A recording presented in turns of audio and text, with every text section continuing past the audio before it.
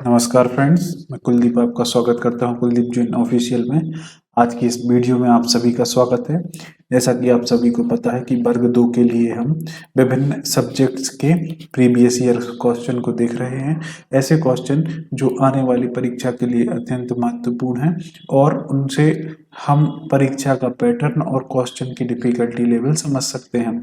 Child development and pedagogy की series हमारी लगातार चल रही है, इसको आप लोग देख भी रहे हैं, तो आपको पता चल रहा होगा कि कौन से क्वेश्चन रिपीट होते हैं, क्या एग्जामिनर की क्या स्ट्रेटजी होती है क्वेश्चन को सेट करने की। इन सारी चीज़ों पर हम बात करते हैं।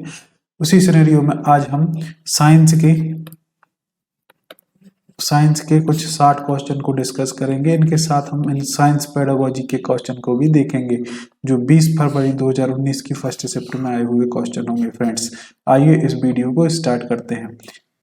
तो साइंस के हम 60 क्वेश्चन करने वाले हैं। उसमें से हमारा पहला क्वेश्चन है, नीचे दिए गए प्रारूप मात्र समीकरण में अभिकारकों और उत्पाद के ग्राम अणुओं की संख्या का प्रतिनिधित्व करने वाले x, y और z ज्ञात कीजिए। आपको यहाँ पे x, y और z को ज्ञात करना है। आपका फॉर्मूला बना है Fe2O3 plus Fe2O3 plus XCO और यहाँ पे ये रिएक्शन करके बनेगा बाय Fe प्लस ZCO2। तो आपको यहाँ पे x, y और z के मान निकालने हैं। तो जब आप इस रिएक्शन को पूरा सॉल्व करेंगे और बैलेंस करेंगे तो यहाँ पे x की वैल्यू आएगी 3, y की वैल्यू आएगी 2 और z की वैल्यू आएगी फ्रेंड्स 3, है ना।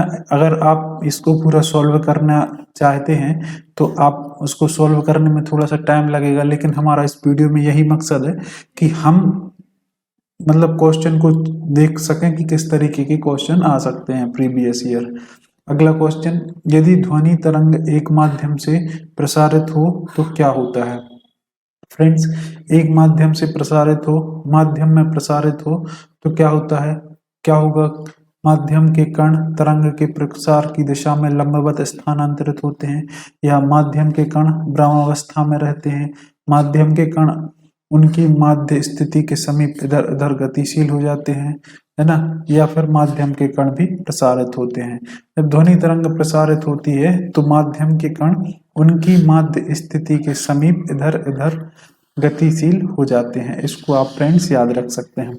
आपसे डायरेक्ट यही क्वेश्चन पूछ सकते हैं, तो ये आप इसको याद कर सकते हैं। नेक्स्ट क्वेश्चन फ्रेंड्स, ये इंपॉर्टेंट क्वेश्चन है। तालाब संवर्धन प्रणालियों के लिए चयनित की गई सामान्य मछलियां कौन सी हैं। तालाब संवर्धन प्रणाली एक ये प्रणाली होती है जिसमें कौन सी मछलियों का चयन किया जाता है। तो इसके लिए किया जाता है कटला, रोहू, मृगल, सामान्य कार्प और ग्रास कार्प, है ना। इन मछलियों का चयन इसके लिए किया जाता है फ्रेंड्स, तो इसको आप याद रख सकते हैं।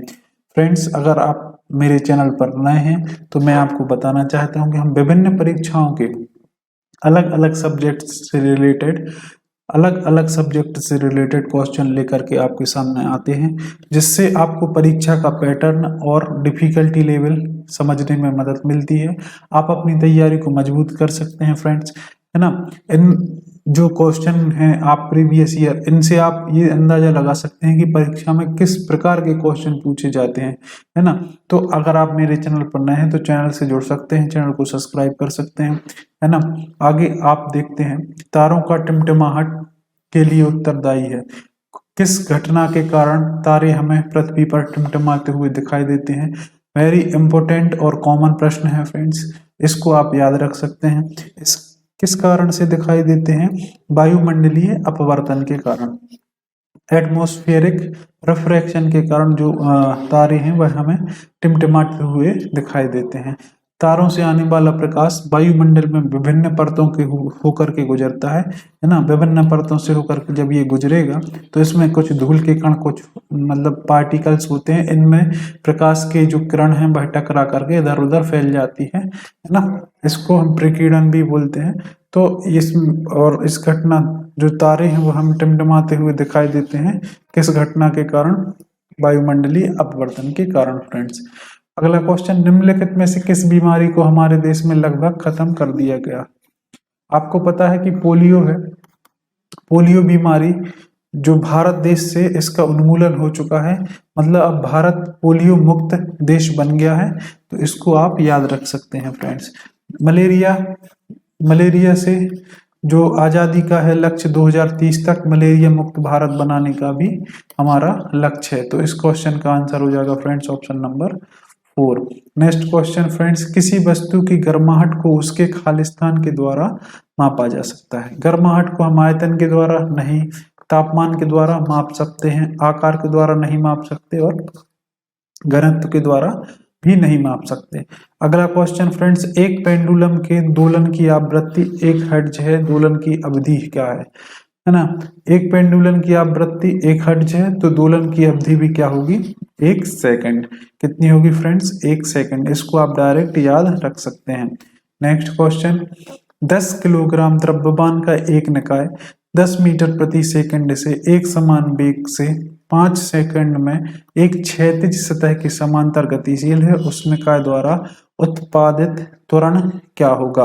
है ना? तो उत्पादित त्वरण क्या होगा? 0 ms स्क्वायर उसका क्या हो जाएगा? त्वरण हो जाएगा फ्रेंड्स। अगला क्वेश्चन, नीचे दिए गए विकल्पों में से सही विकल्प चुनकर इसको पूर्ण करें। है ना? पदार्थ वह है जो क्या करता है? पदार्थ स्थान घेरता है और जिसका एक निश्चित द्रव्यमान होता है, या स्थान घेरता है लेकिन इसका कोई निश्चित द्रव्यमान नहीं होता, एक निश्चित द्रव्यमान के साथ एक ठोस के रूप में मौजूद होता है ना? एक निश्चित द्रव्यमान एक निश्चित आकार का होता है ना? तो वह पदार्थ कहलाता है जो स्थान घेरता है और उसका एक निश्चित द्रव्यमान होता है। फ्रेंड्स, इसका सही आंसर ऑप्शन नंबर ए हो जाएगा। नेक्स्ट क्वेश्चन, CuSO4 के 1 बिलियन जिसमें लाल भूले रंग के ठोस जमा हुए हैं उसे हटाने तथा बिलियन को नीले रंग से रंगहीन बनाने में प्रयुक्त होने वाली धातु का चयन करें। तो इसमें जो धातु प्रयुक्त होती है वह है जिंक, जस्ता, है ना? इसमें क्या होता है कि जब आप इसका प्रयोग करते हैं तो जो विलयन है वह नीले रंग से कैसा हो जाता है? रंगहीन यह विलयन हो जाता है। नेक्स्ट क्वेश्चन फ्रेंड्स, तेज धार वाली धातु की पिन आसानी से लकड़ी के बोर्ड में घुस जाती है क्योंकि जब आप कोई यहाँ पे आपका लकड़ी का बोर्ड है और आप इसमें कोई पिन चुभाते हैं तो वह आसानी से उसमें चली जाती है, क्योंकि इसका संपर्क क्षेत्र कम होने से दबाव बढ़ता है। आपको पता है कि दबाव क्षेत्रफल घटने के साथ क्या होता है? बढ़ जाता है ना? तो इसका सही आंसर हो जाएगा कि जो संपर्क क्षेत्र कम होने से क्या हो जाता है? दाब बढ़ जाता है। संपर्क क्षेत्र कम होने के कारण क्या हो जाता है? दाब बढ़ जाता है। नेक्स्ट क्वेश्चन फ्रेंड्स, इस तरीके से ये रियल क्वेश्चन है फ्रेंड्स, आपको पता होना चाहिए कि ऐसे ही क्वेश्चन आपसे पूछे जाएंगे। बस हो सकता है इसका जो डिफिकल्टी लेवल है वह इंक्रीज कर दें, बाकी क्वेश्चन का पैटर्न तो यही रहता है और कहाँ से ये क्वेश्चन लेके आएंगे, है ना? तो किस तरीके से वो न्यूमेरिकल क्वेश्चन देते हैं, किस तरीके से आपको पेडागोजी के क्वेश्चन देते हैं, ये सारी जानकारी आप इसमें पता कर सकते हैं। अगला क्वेश्चन, शून्य सुधार के साथ एक स्क्रू गेज एक तार के व्यास को मापने के लिए उपयोग में लाए जाने पर निम्नलिखित रीडिंग देता है। पिच मापक रीडिंग बराबर 0 मिलीमीटर और हेड मापक रीडिंग बराबर 52 खंड। दिया गया है कि मुख्य मापक का 1 मिलीमीटर हेड मापक के 100 खंडों के अनुरूप है। उपरोक्त सूचना में तार का व्यास क्या होगा?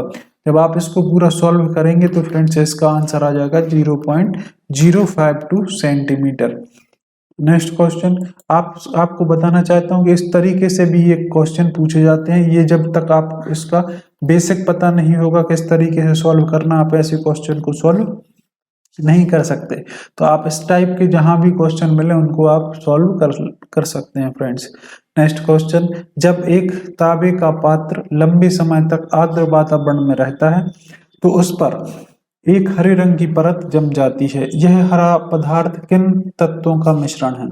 आपको पता है कि तांबे के जो बर्तन होते हैं, मान लो वह लंबे समय तक वातावरण के संपर्क में आने पर उन पे काई जैसे जम जाती है, हरा पदार्थ जम जाता है। वह किन तत्वों का मिश्रण होता है, आपसे बेसिकली ये पूछना चाह रहा है। तो वह होता है ना कॉपर हाइड्रोक्साइड, हाइड्रोक्साइड ये जो है ना CuCO3, इसका भी ये क्या होता है, इन दोनों का ये मिश्रण होता है। तो आप इसको याद कर सकते हैं फ्रेंड्स। नेक्स्ट क्वेश्चन, कोलाइड के अनुचित गुण धर्म का चयन करें। मतलब इनमें से सारे गुण कोलाइड के हैं केवल एक को छोड़कर। तो कोलाइड के कण तब तक नहीं जमते हैं जब तक उन्हें शांत नहीं छोड़ दिया जाता, यानी कोलाइड विलयन काफी स्थिर होते हैं, है ना। नेक्स्ट, कोलाइड कण सामान्य आंखों को दिखाई नहीं देते। कोलाइड कणों के आकार 10⁻7 -10⁵ सेंटीमीटर की सीमा में होते हैं, या फिर एक कोलाइड विलयन प्रकृति में सजातीय होते हैं। तो जो भी कोलाइड विलयन होते हैं वह प्रकृति में कैसे होते हैं, सजातीय होते हैं। A colloidal solution is homogeneous in nature, homogeneous होते हैं कैसे, नेचर में। तो इसको फ्रेंड्स आप याद रख सकते हैं। नेक्स्ट क्वेश्चन, मानव रक्त के थक्के का पता लगाने के लिए एक ट्रेसर के रूप में प्रयुक्त होने वाले एक समस्थानिक की पहचान करें। तो ट्रेसर के रूप में किसकी यूज होती है, सोडियम 24 का इसमें उपयोग होता है। तो आपसे अगर पूछ सकता है कि शरीर में रक्त का थक्का जमाने के लिए कौन से विटामिन का उपयोग होता है, तो विटामिन के का उपयोग शरीर में थक्का जमाने के लिए होता है। इसको भी फ्रेंड्स आप याद रख सकते हैं। अगला क्वेश्चन, लोहे और वाष्प अभिक्रिया से बनने वाला उत्पाद है। लोहे और वाष्प अभिक्रिया से बनने वाला उत्पाद है Fe3O4। यह लोहा और वाष्प अभिक्रिया से बनने वाला उत्पाद है। तो इसको आप फ्रेंड्स याद रख सकते हैं। नेक्स्ट क्वेश्चन, पारिस्थितिकी तंत्र में अपघटकों की भूमिका होती है। क्या होती है, वे कार्बनिक यौगिकों पर कार्य नहीं करती, ये गलत हो जाएगा। कार्बनिक पदार्थों को सरल रूपों में परिवर्तित करना, ये भी गलत हो जाएगा। कार्बनिक पदार्थों को अकार्बनिक रूपों में परिवर्तित करना, ये इसका फ्रेंड्स राइट आंसर हो जाएगा, option number C. Next question friends, तड़ित लाइटिंग मतलब जो आप बिजली गिरती है आप बरसात में देखते होंगे, रोधक निम्न की मदद करता है। क्या मदद करते हैं, है ना, ये क्या करते हैं कि जो बादलों के आवेश में उत्पादन से बचने, बादलों में आवेश के उत्पादन से बचने में, आवेश तो बनेंगे ही, विद्युत आवेशों को भूमि में स्थानांतरित करने के लिए जो भी आवेश हैं वह उनको भूमिगत कर देते हैं, सीधा उनको ले जा करके भूमि में वह डाल देते हैं। तो ये इनके बाकी इसके उत्तर कैसे हो जाएंगे, गलत। नेक्स्ट क्वेश्चन फ्रेंड्स, 30 दिनों के एक महीने में प्रतिदिन 10 घंटे के लिए 5 वाट के 10 बल्बों का प्रयोग किया जाता है ना। तो कितने किलोवाट बिजली की खपत होगी, है ना। तो आपको इसका आंसर हो जाएगा 5 किलोवाट बिजली की, 15 किलोवाट बिजली की खपत होगी। आपको पता है कि 1 किलोवाट बराबर कितना होता है, 1000 वाट। तो जब आप इनका गुणा करेंगे 10 घंटे, है ना, 5 वाट और 10 बल्ब, तो ये हो जाएगा 500। मतलब एक दिन में कितनी बिजली की खपत होती है, 500 वाट की। तो 2 दिन में कितनी होगी, 1 किलोवाट की। तो 15 दिन में कितनी होगी, 30 दिन में कितनी होगी, 15 किलोवाट की। इस तरीके से आप इसको सॉल्व कर सकते हैं। अगला क्वेश्चन फ्रेंड्स, MgSO4.7H2O के सूत्र इकाई द्रव्यमान की गणना करें, है ना। तो ये सारे द्रव्यमान दिए हैं, आप जब इसके द्रव्यमान की गणना करेंगे तो 246 म्यू इसका आंसर आ जाएगा फ्रेंड्स। अगला क्वेश्चन, बंदूक से गोली दागे जाने पर एक निर्धारित लकड़ी के गुण पर गोली घुस जाती है। गोली की गतिज ऊर्जा मुख्य रूप से इसमें परिवर्तित हो जाती है। मुख्य ऊर्जा किसमें परिवर्तित हो जाती है, जब गोली में, आपको पता है जब आप गोली को चलाते हैं तो गोली में कैसी ऊर्जा होती है, गतिज ऊर्जा। जब यहाँ पर कोई एक लकड़ी का गत्ता है उसमें ये गोली जाके धस जाती है तो इसमें से बहुत ध्वनि निकलती है और उसमें ऊष्मा उत्पन्न होती है। तो किसमें परिवर्तित हो जाती है, ध्वनि और ऊष्मा ऊर्जा में परिवर्तित हो जाती है ये। नेक्स्ट क्वेश्चन फ्रेंड्स, एक धूप वाले दिन में जब वायुमंडलीय तापमान 37 डिग्री सेल्सियस होता है तो एक कार के अंदर का तापमान जो खुले मैदान में खड़ी है निम्न होगा।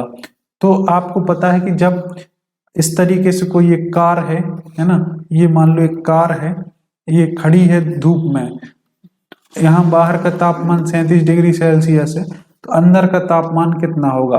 तो आपको पता है कि जब ये कार है और इसके बाहर 37 डिग्री है, तो अंदर तो 37 डिग्री होगा ही, लेकिन जब इसमें जो किरणें आती हैं उसके ये बाहर जाने नहीं देंगी। क्यों नहीं जाने देंगे? क्योंकि जो ये इसमें गिलास लगेगा है ना, वो इसके अंदर ग्रीन हाउस इफेक्ट बनाएगा, है ना। जब ये ग्रीन हाउस इफेक्ट बनाएगा तो इस कार के अंदर का तापमान क्या हो जाएगा? बढ़ जाएगा। मतलब 37 डिग्री से ये तापमान कैसा होगा? अधिक होगा। तो इसको आप याद कर सकते हैं फ्रेंड्स। एक फिलामेंट बल्ब या तंतु बल्ब में विद्युत ऊर्जा को इसमें परिवर्तित किया जा सकता है। किसमें किया जाता है? तो जो बल्ब में आप ये ऊर्जा देते हैं इस तरीके से, है ना, तो ये ऊर्जा किसमें परिवर्तित हो जाती है? आप जानते हैं कि जो विद्युत ऊर्जा है वह प्रकाश और ऊष्मा ऊर्जा दोनों में यह परिवर्तित हो जाती है। नेक्स्ट क्वेश्चन, मीथेन में कार्बन की संयोजकता कितनी होती है? तो कार्बन की संयोजकता कितनी होती है फ्रेंड्स? इस तरीके से 4 होती है ना। इस तरीके से आप इसमें 4 कार्बन जोड़ सकते हैं। नेक्स्ट क्वेश्चन फ्रेंड्स, निम्नलिखित में से क्या एक मिश्रित एनहाइड्राइड है? मिश्रित एनहाइड्राइड क्या है? NO2 है, यह मिश्रित हाइड्राइड है। अगला क्वेश्चन फ्रेंड्स, निम्नलिखित में से क्या अनाज भंडारण के लिए नियंत्रण उपाय नहीं है? तो अनाज भंडारण के लिए जो सांस्कृतिक विधि है यह नियंत्रण उपाय नहीं है। नेक्स्ट क्वेश्चन फ्रेंड्स, निम्नलिखित में से कौन सा एक जैविक घटक है? इनमें से एक जैविक घटक कौन सा है? तो मिट्टी, जल और वायु, इनमें से ये तो अजैविक घटक है। जैविक घटक क्या है? लिविंग थिंग्स, जैविक वस्तुएं जैविक घटक हो जाएंगे। अगला क्वेश्चन, निम्न में से क्या विद्युत प्रवाह का रासायनिक प्रभाव है? तो विद्युत प्रवाह का रासायनिक प्रभाव क्या हो जाएगा कि उसमें क्या होता है? इलेक्ट्रॉन का फ्लो होता है। तो उसमें क्या होता है कि आप देख सकते हैं रासायनिक प्रभाव कैसे पता चलेगा, है ना। विद्युत प्रभाव का उपयोग करके एक चुंबक उत्पन्न करना, तो ये तो भौतिक प्रभाव है। इलेक्ट्रिक केटली में ऊष्मा उत्पन्न करना, या विद्युत के बल्ब का उपयोग करके प्रकाश उत्पन्न करना, या फिर पानी से धारा प्रभावित करके H2 और O2 का उत्पादन करना, तो ये इसका रासायनिक प्रभाव हो जाएगा। नमक और कपूर को अलग करने के लिए प्रयोग किए जाने वाले घटकों के गुणधर्म बताइए। तो आप सब्लिमेशन के द्वारा या ऊर्ध्वपातन के द्वारा नमक और कपूर को अलग अलग कर सकते हैं, पृथक कर सकते हैं फ्रेंड्स। नेक्स्ट क्वेश्चन, खोज, आविष्कार, नियम, सिद्धांत सभी खालिस्तान से संबंधित हैं, यह विज्ञान का अध्ययन कहलाता है फ्रेंड्स। खोज, आविष्कार, नियम, सिद्धांत ये सभी विज्ञान के अध्ययन से संबंधित हैं। नेक्स्ट क्वेश्चन फ्रेंड्स, न केवल निर्माणात्मक बल्कि योगात्मक आकलन भी निम्न के माध्यम से संचालित किया जा सकता है। तो किसके द्वारा संचालित किया जा सकता है? गृह कार्य, प्रश्नोत्तर सत्र, परियोजना या शिक्षक के स्वमूल्यांकन से। तो किसके उपयोग से? परियोजना के उपयोग से इसको क्या किया जा सकता है? संचालित किया जा सकता है। स्टडी विधि का दोष है कि यह खालिस्तान प्रदान नहीं करती है। स्टडी जो विधि है वह सामान्यकरण या जर्नलाइजेशन इसको प्रदान नहीं करती। ये सारे आपके शिक्षण, जो आपके विषय की जो शिक्षण है, जैसे इसमें विज्ञान शिक्षण है, उससे संबंधित ये क्वेश्चन है। निम्नलिखित में से कौन सी सतत और व्यापक मूल्यांकन CCE की विशेषता नहीं है? तो CCE में क्या होता है? यह छात्रों की मौजूदा अवधारणाओं के बारे में जानने में शिक्षक की सहायता करता है, ये तो होता है। इसमें लगातार परीक्षण और परीक्षाएं सम्मिलित है, ये भी होता है। इसमें एक ही मानदंड का बार बार आकलन सम्मिलित है। एक विद्यालय आधारित मूल्यांकन है। तो इसमें जो सम्मिलित नहीं है वह है एक लगातार परीक्षण और परीक्षाएं शामिल होती हैं। तो इसमें ये सतत मूल्यांकन का यह लक्ष्य, ये क्या नहीं है? यह विशेषता नहीं है, बाकी सारी इसकी विशेषताएं हैं। निम्नलिखित में से कौन सा एक वैज्ञानिक प्रश्न नहीं है? वैज्ञानिक प्रश्न नहीं है तो धर्मनिरपेक्ष गणतंत्र का अर्थ क्या है? तो यह वैज्ञानिक प्रश्न नहीं है। आकाश का रंग नीला होता है, यह वैज्ञानिक प्रश्न है। हम अंधेरे में क्यों देख पाते हैं? ये भी वैज्ञानिक प्रश्न है। पानी का घनत्व है, तो ये भी वैज्ञानिक प्रश्न है। नेक्स्ट क्वेश्चन, एक औपचारिक घटना जहां कई विशेषज्ञ अपने भाषण देते हैं खालिस्तान के रूप में जानी जाती है। तो वह किसके रूप में जानी जाती है? संगोष्ठी के रूप में इसको जाना जाता है। नेक्स्ट क्वेश्चन फ्रेंड्स, उस उपग्रह का क्या है, नाम क्या है जिसे भारत में टेलीविजन आधारित शिक्षा को बढ़ावा देने के लिए विशेष रूप से भू-स्थैतिक कक्षा में रखा गया है? तो उसको कहाँ पे रखा गया है, किस उपग्रह को रखा गया है? एड्यूसैट को, इसको ईडीयू सैट को इसमें रखा गया है फ्रेंड्स, तो इसको आप याद रख सकते हैं। नेक्स्ट क्वेश्चन, अंतर्विविध संकरण का क्या अर्थ होता है? तो इसका क्या अर्थ होता है कि पौधे में विभिन्न प्रकार के बीज संकरता, पौधे में विभिन्न प्रकार के बीज संकरता इसका अर्थ होता है। इसका सही आंसर हो जाएगा option number A. Next question, सभी के लिए प्रभावी विज्ञान शिक्षा प्रदान करने के लिए आकलन मानकों की आवश्यकता होती है। कक्षा में विभिन्न शिक्षकों द्वारा विज्ञान के शिक्षण का आकलन करने के लिए निम्नलिखित में से कौन सा उपयुक्त नहीं है? तो अन्य विद्यालयों के विज्ञान शिक्षक के बारे में राय, इसका सही उत्तर हो जाएगा फ्रेंड्स, ये उपयुक्त नहीं है। वायु निर्माण को प्रभावित ना करने वाले कारक, है ना, वायु निर्माण को प्रभावित करने वाले कारक नहीं है। पर्वत श्रृंखला की उपस्थिति ये तो प्रभावित करते हैं। महासागरों और समुद्रों की उपस्थिति ये प्रभावित नहीं करते। पृथ्वी के विभिन्न क्षेत्रों में वातावरण का असमानतापन ये करते हैं। पृथ्वी का घूमना ये भी करते हैं। तो ऑप्शन नंबर बी इसका सही आंसर हो जाएगा। नेक्स्ट क्वेश्चन, जब किसी विशेष सतह पर 1000 न्यूटन बल का प्रयोग होता है तो उस सतह पर लगने वाला दबाव 10 पास्कल पाया जाता है, तो बल अनुप्रयोग सतह का क्षेत्रफल कितना होगा? तो उसका जो क्षेत्रफल होगा फ्रेंड्स 10 मीटर स्क्वायर उसका क्षेत्रफल होगा।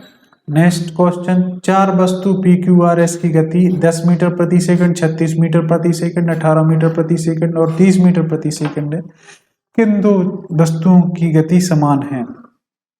तो इनमें आपको बताना है कि किन दो वस्तुओं की गति समान है। तो इसका आंसर हो जाएगा फ्रेंड्स P और Q की जो गति समान होगी, P और Q की गति समान होगी। क्यों? 10 मीटर प्रति सेकंड को आप किलोमीटर प्रति घंटे में बदलोगे तो वो 36 किलोमीटर प्रति घंटे में यह चेंज हो जाएगी। तो ये दोनों कैसी हो जाएंगी फ्रेंड्स? समान हो जाएंगी। दोलन पेंडुलम की वाव कितनी बार 20 दोलन के माध्य स्थिति को पार करती है? तो 40 माध्य स्थिति को पार करती है ना, 40 बार 20 दोलन में माध्य स्थिति को पार करती है। आप ये पेंडुलम है ना, तो इसमें ये इधर जाएगा तो एक हो जाएगा, ये इधर जाएगा, इसमें एक दोलन हो गया इधर से इधर तक। लेकिन ये माध्य स्थिति तक कितने बार आया? एक बार जाने में आया, एक बार आने में, तो एक स्थिति में 2 बार आया। जैसे 20 दोलन करने में कितने बार आएगा भाई? 40 बार अपनी माध्य स्थिति में आएगा। एक गेंद 100 मीटर की ऊंचाई से गिराई जाती है, गेंद की भूमि तक पहुंचने में लगा समय कितना होगा? तो कितना समय होगा? 2√5 सेकेंड इसका समय हो जाएगा फ्रेंड्स। नेक्स्ट क्वेश्चन, एक पोषण स्तर से अगले पोषण स्तर में स्थानांतरित ऊर्जा की मात्रा होती है तो कितनी होती है फ्रेंड्स? 10% ऊर्जा ट्रांसफर होती है। और ऊर्जा का पिरामिड हमेशा कैसा होता है फ्रेंड्स? सीधा उल्टा बनता है। नेक्स्ट क्वेश्चन, विकृत गंधी मक्खन में उपस्थित अम्ल होते हैं तो कैसे अम्ल होते हैं? विकृत गंधी मक्खन में जो अम्ल होते हैं वह कैसे होते हैं? ब्यूटेरिक अम्ल होते हैं। अगला क्वेश्चन, एक विद्युत मोटर में ऊर्जा परिवर्तित होती है तो विद्युत मोटर में ऊर्जा कैसे परिवर्तित होगी? यांत्रिक ऊर्जा में परिवर्तित होती। विद्युत ऊर्जा यांत्रिक ऊर्जा में परिवर्तित हो जाएगी। नेक्स्ट क्वेश्चन, बल्बर नामक वसा की मोटी परत इनमें पाई जाती है। वसा की मोटी परत जो इसका नाम बल्बर होता है वह किस में पाई जाती है? व्हेल मछली में यह पाई जाती है। नेक्स्ट क्वेश्चन, अपमार्जक अपघटक अपमार्जक भी होते हैं और वे पृथ्वी को साफ करते हैं, है ना। तो ये कैसे होते हैं? वे श्रृंखला में अगले पौष्टिक स्तर पर ऊर्जा स्थानांतरित कर देते हैं। इस कारण से वह क्या होते हैं?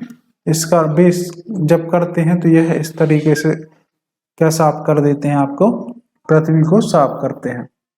इसी तरीके से फ्रेंड्स अगला क्वेश्चन है, निम्नलिखित में से कौन सी बाल केंद्रित शिक्षा नहीं है। ये चाइल्ड सेंटर्ड हर एक में आपसे पूछा जाता है, चाहे सीडीपी हो, चाहे आपके सब्जेक्ट में पेडागोजी हो, उससे सब में आपको बाल केंद्रित शिक्षा पूछी जाएगी, है ना। तो शिक्षक सामग्री, निर्देश विधि, आकलन का निर्णय करना, ये सभी चीजें, ये क्या है, बाल केंद्रित शिक्षा का पार्ट नहीं है, है ना। ये सब शिक्षक के लिए होता है। बाकी ये शिक्षक अधिगम में सहयोग को बढ़ावा देते हैं, ये बाल केंद्रित शिक्षा है। इसमें एक शिक्षक प्रशिक्षक की बजाय संवादक की भूमिका में निभाता है ना, इंस्ट्रक्टर की भूमिका में रहता है। ये बाल केंद्रित शिक्षा में होता है। छात्रों के पास असाइनमेंट चुनने और मूल्यांकन तय मानदंड तय करने का विकल्प होता है। तो ये भी चाइल्ड सेंटर्ड एजुकेशन में होता है, इसको आप याद रख सकते हैं फ्रेंड्स। निम्नलिखित में से कौन सा अवशिष्ट जैव निम्न या जैव अपक्रमित नहीं है। तो कौन सा नहीं है, दूध के जो पैकेट होता है वह इसके अपक्रमित नहीं है, है ना।